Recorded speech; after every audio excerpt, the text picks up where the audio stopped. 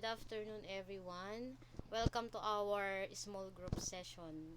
I am your facilitator, Sandra Lynn Torres. And bago tayo magsimula, tayo muna ay magdasal ng maikling panalangin lang naman. Panginoon, marami pong salamat sa araw na ito. Sana po, ikaw po ang maging sentro ng usapan namin. Salamat po sa panibagong araw na binigyan po sa amin para magkausap-usap, magkamustahan at magkaroon po kami ng spiritual development po. Yun lang po, Panginoon, marami pong salamat. Sa iyo po lahat ng papuri. Amen. Ayan. Next slide, Glenda. Ay, wag tayo magsimula, may pa-word arrange tayo muna. Di ba? Oo. Tapos, Kuya Jervy, kapag may sagot ka sa comment, babasahin ko na lang kung sakaling alam mo. Okay? Ano kaya yung natin dito? Yung word na mabubuo natin. Let's arrange Kemeru.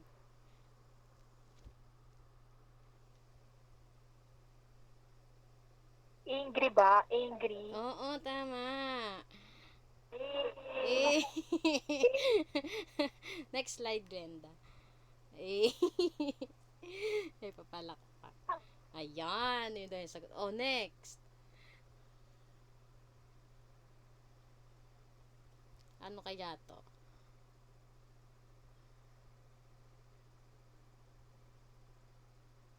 Jervy, mag-comment ka ha. Wait lang, parang challenging to ah. Nalilito ako. One word lang siya. May kinalaman niya sa ating topic last time tapos sa ngayon. Simula't simula.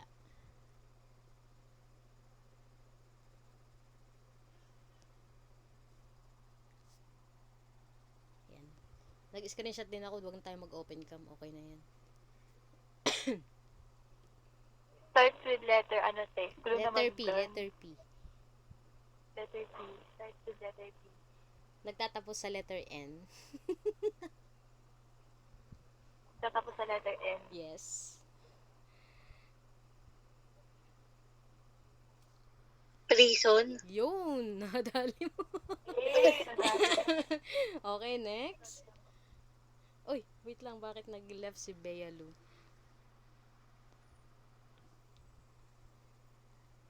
Baka nawalan ng internet. Ayan. Ito, nagsisimula siya sa A, nagtatapos sa D.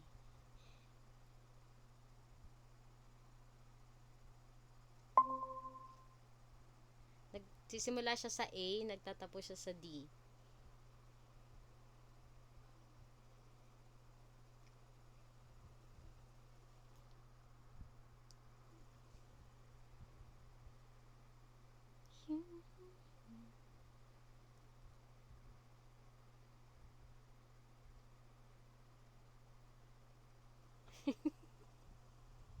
Mahirap pala to.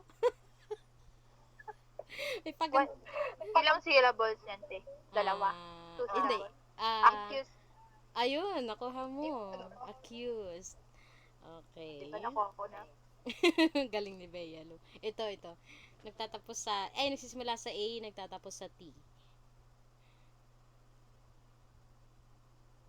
Assault. Ayun. Nagagaling naman. Nagagaling naman ang group 6. Ayan. Ayan, kung mapapansin natin, yung mga word na yun, yun yung mga naranasan ni Joseph. Kung saan, di ba, dito sa isang natin, Potiphar's wife falsely accused Joseph of sexual assault. And then Potiphar believed her lies and become very angry. And then Potiphar had Joseph put in prison. Okay, tapos yung tatalakay natin ngayon, yung yung response ni Joseph.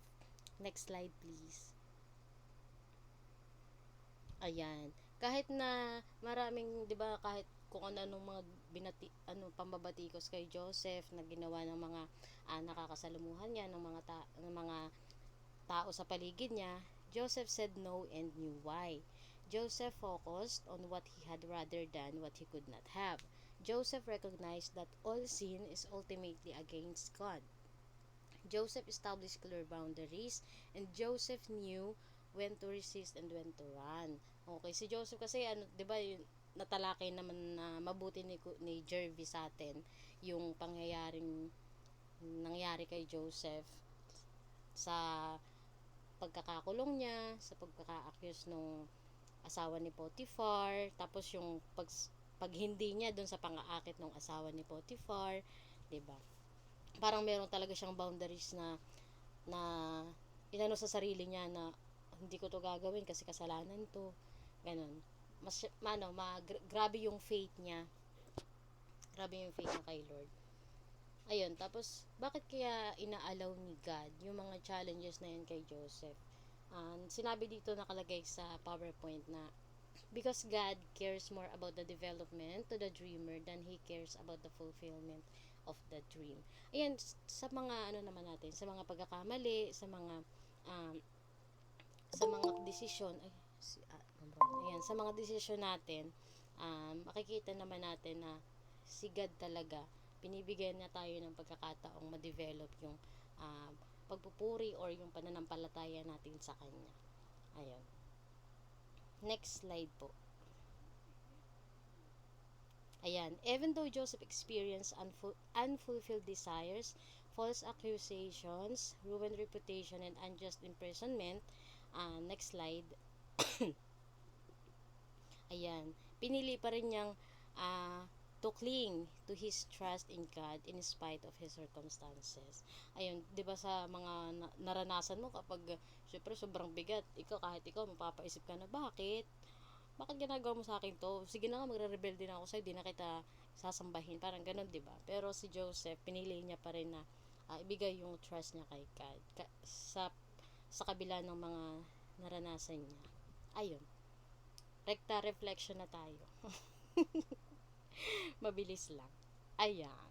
Number 1 muna tayo. Okay, number 1, what boundaries do you currently have in place? What boundaries do you need to establish? Siguro sa akin, ako muna. Sa akin, boundaries do you... Wala. Siguro ano lang, yung sa sarili ko lang, yung kailangan kong limitahan yung sarili kong sa social media. Yung, yung magpa-apekto, yung mga nababasa ko sa social media. Kaya deactivated ang Facebook ko. May peace of mind ako pag wala akong Facebook. Diba? Oo, yun yung pinakang boundaries ko lang. Pero yung sa halimbawa, yung sa ibang tao, na boundaries ko sa kanila, wala. Kasi kahit ano namang gawin mo, talagang may magkukutya, may magiging totoo sa'yo, merong hindi magiging totoo. Yun. Kaya wala akong boundaries sa ibang tao. Sa sarili ko na yung boundaries ko. Myself first. Okay. Ikaw, Glenda, what boundaries do you currently have in place? Sa akin, yung boundaries ko, yung wag masyadong magastos. Kasi, gusto ko talagang makapag-ipon-ipon. Pero, ayun, hindi talaga siya nasusunod kasi, ayun, magastos talaga ako kung ano yung binibili ko. Oo, talaga. Ikaw, Bea Lu. Siguro yung 'di ba yung boundaries like parang limitations yan. Siguro sa akin yung pagiging mabait. Nag-set na kasi ako parang nag-set na ako ng boundaries based on experience ko din before na parang yung parang lagi kang available sa ibang tao, parang ganun. So ganun kasi ako before, parang super open ako sa kanila, super available ko lagi. To the point na parang feeling ko na-abuse yung kabaitan ko na yun. So ngayon, parang meron na talaga akong nakaset na boundaries doon. Para ka na din si Joseph. Meron ka ng, alam mo na mag-say ng no. Yes. Yes. Ikaw, Jervy, i-comment mo yan. Babasahin ko yan later. Si Anjo talaga di na pumasok. Ay, guya. Sige. Next slide tayo. Number 2, what circumstances tempt you to abandon God, your trust in God? Ako wala. Kasi all of my life, hindi, pinalaki kasi kami ni tatay tsaka ni nanay na may paniniwala. Parang simula bata kami, dati nung bata, kasi elementary hanggang high school, tuwing gabi bago matulog, magdadasal kami ng mga kapatid ko sabay-sabay, tapos magdasal, pupunta kami sa kwarto nila tatay, magbe-bless kami sa kanila bago kami matulog. Tapos yun, natigil lang nung naglayasan na kami, iba't ibang way na ng pinuntahan. Ayun, kaya yun, parang pinalaki kami na mas okay na maghirap kaysa may pera ka nga, mayaman ka nga, may mga material kang bagay na wala ka na namang pinapaniwalaan. Kaya yun, wala akong circumstances sa buhay ko na na-tempt ako na abandonahin si Lord. Yun lang naman. Kayo, ikaw Glenda ulit. Sa akin, matagal na, 9 years ago pa, that time na, na nawala si nanay, yung sobrang sakit ng nafe-feel ko, kino-question ko si God that time na bakit sa amin pa nangyari yon, ganun. Basta ang dami kong question sa kanya, kaya doon parang na-tempt ako. Tapos ayun, parang yun nga, sabi nila na hindi naman gagawin yun ni God nang walang reason, and na hindi ko kakayanin yung mga pagsubok na binibigay niya. So ayun, thank God for almost 9 years. Nakaya naman. Yun talaga. May mga instances tayo sa buhay na ganun. Ikaw, Bea. What circumstances tempt you to abandon your trust in God? Sa akin naman, maraming beses na rin, honestly talaga. Parang nawawalan na yung paniniwala mo sa Kanya. Parang hindi ka na nagka-trust sa Kanya. Kung na-question mo lahat ng nangyayari sa buhay mo. So, sa akin meron yun. Siguro yung pinakamalala sa akin, before ako mag-enter ng college. Yung nangyari to nung senior high school ako. Like, syempre, di ba, pandemic na nun before. Tapos, nag-exam ako sa mga iba't ibang universities. Yung entrance exams, ganun. So, sa lahat ng mga universities na na-examan ko, okay naman, nakapasa naman ako. Pero dun sa pinaka-dream school ko talaga na university, dun talaga ako hindi talaga pumasa. And that time talaga, sobra akong na-stress. Parang going to depress na nga ata yun. Like, parang question ko siya before na, bakit itong bagay na to, hindi mo binigay sa akin? Yung pinaka-gusto kong university, hindi mo binigay sa akin. Parang nawalan ako ng trust sa kanya that time. Pero thankfully naman, hindi naman natuloy. Parang nakabawi naman siya before. Meron siyang mas better plan na naka-reserve para sa akin. So, yun. Jervy, yung comment mo. Waiting lang ako ulit. Ay. Sige. Ano yon? Sige, pipilitin ko magsalita. Yan. Yan ang gusto ko. Parehas lang kami niyan. Parehas lang kami ni Bayalo na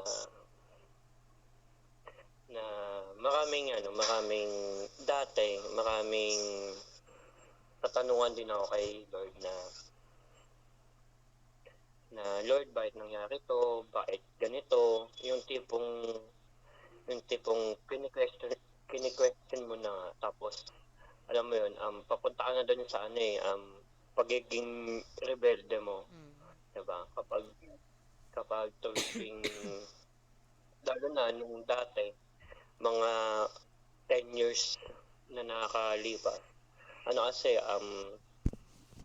talaga ako, dumating din ako sa puntong question ko si Lord.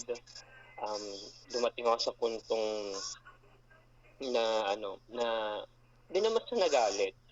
Parang lahat na lang ng bagay, katulad nung papa ko dati, namatay siya, ganyan, question ko, hanggang sa nagloko ko, naging pasaway akong bata, no? Then, and yet, may mga bagay talaga na may mga, lahat ng bagay ay may dahilan kung bakit nangyayari. And yet,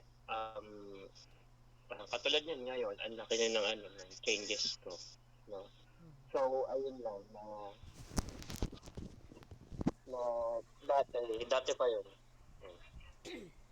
na yung mga circumstances ko. Swerte ko pala talaga. Wala pa akong nararanasang mabigat na, as in sobrang bigat na to the point na magke-question na ako. Ayun, yun lang. Okay, number 3 na tayo. Glenda.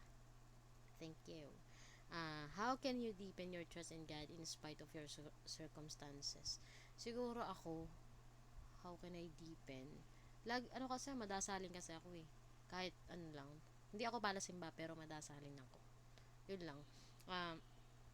Siguro sa mga mangyayari pa, piniprepare ko lang talaga yung sarili ko. Tapos araw-araw talaga akong minuto, minsan oras-oras ata akong nanghingi ng guide na pabayan mo ang pasensya ko, lalo dito sa tinatahak kong profesyon, ganyan, sa buhay namin, ng pamilya ko, ng lahat ng taong nakapaligid sa akin, yung mga nagmamahal sa akin, ganyan. Lagi lang naman akong dasal ng dasal. Kaya yun, siguro may maganda rin talagang dulot yung pagdarasal na despite na sobrang kahit nagkakaproblema, nagbe-breakdown, nakakaahon pa rin, nakakaya everyday. Yan lang. Ikaw, Glenda. Sa akin, yun, sa prayers. Mm. Yung humihingi din ako ng guidance sa kanya or kapag may mga decision ako, like, mag-aasa ko sa kanya if tama ba tong gagawin ko, ganun. And yung lagi kong sinasabi sa kanya, yung lagi kong huling sinasabi sa kanya na kayo na pong bahala sa akin. Tama. Ikaw, Bea. How can you deepen your trust in God in spite of your circumstances? So, sa akin, parang same lang din kay Glenda na parang through prayers, through worship, ganun. Kasi, di ba, ever since nung pumasok ako ng college, nung hindi pa ako scholar so wala talaga, hindi ako nagsisimba. Pero nung pumasok ako ng scholarship, dun ko na parang mas, yun nga, na-deepen yung trust kay Lord na. Syempre dahil Christian school yung GRC, meron silang mga requirements like parang fellowship, ganun, mga care groups. So, dyan parang mas na-deepen yung faith ko kay Lord. Pero, nung hindi pa naman ako scholar, lagi naman ako nagdadasal mula nung bata ako. Every night, every day, bago pagkatapos, bago matulog, tapos pagkagising, ganyan, nagdadasal na rin ako. Kasi yun yung laging sinasabi ng mama ko. Ikaw, Jervy. Sa akin, pare-parehas lang naman through prayer, syempre through word of God. Kasi diyan tayo kumukuha ng laas sa Bible. Ayun nga, through prayers, tsaka pag-worship natin sa Panginoon. Kasi lahat ng mga pagsubok natin, mga problema, ayun, na dapat nakadepende. Ako hindi ko naman sinasabi na perfecto yung lahat ng decision ko, no. Pero hangga't maaari, nakadepende pa rin ako kay Lord kung ano yung will ni Lord para sa akin. Ayun lang, through prayer, tsaka through Bible, sa pagbabasa ng Word of God. Okay. Ayun lang. Tapos na. Thanks. Thanks, everyone. Jerry, baka kaya mo na closing prayer for us. Sige. Thank you. Lord, maraming salamat muli sa hapon na to, O God. Lord, kung ano man, Panginoon, yung mga napag-usapan namin, kung ano man yung mga sinare namin bawat isa sa amin, Panginoon. Lord, na patuloy, O God, na kumilos ka sa aming buhay, kumilos ka sa aming pamilya, Panginoon. At Lord, kung ano man yung mga pagsubok, kung ano man yung mga struggle namin, kung ano man yung mga pinagdadaanan namin, Panginoon. Lord, na ikaw lamang, Panginoon, ang nakakaalam nun. At Lord, na ikaw lamang nakakaalam ng bawat puso namin, Panginoon, sa mga pinagdadaanan namin sa buhay. At Lord, patuloy, Panginoon, na manatili, Panginoon, kami. Dumepende, Panginoon, sa iyo kung ano yung dapat namin gawin, kung ano man yung dapat naming tahakin, Panginoon, sa sa buhay namin, Panginoon, sa mga struggle namin, Panginoon. At Lord, maraming salamat muli sa hapon na to, Panginoon, na pagpalain mo, Panginoon, ang bawat isa sa amin, ang bawat pamilya namin, Panginoon. At Lord, na patuloy na pumilos ka sa aming buhay. Yun naman po, at ikaw lamang siyang maitaas sa pangalan ni Jesus. Amen. Thank you, Amen. everyone. Thank you, Te. Thank you. Thank you. Sige. Picture naman tayo.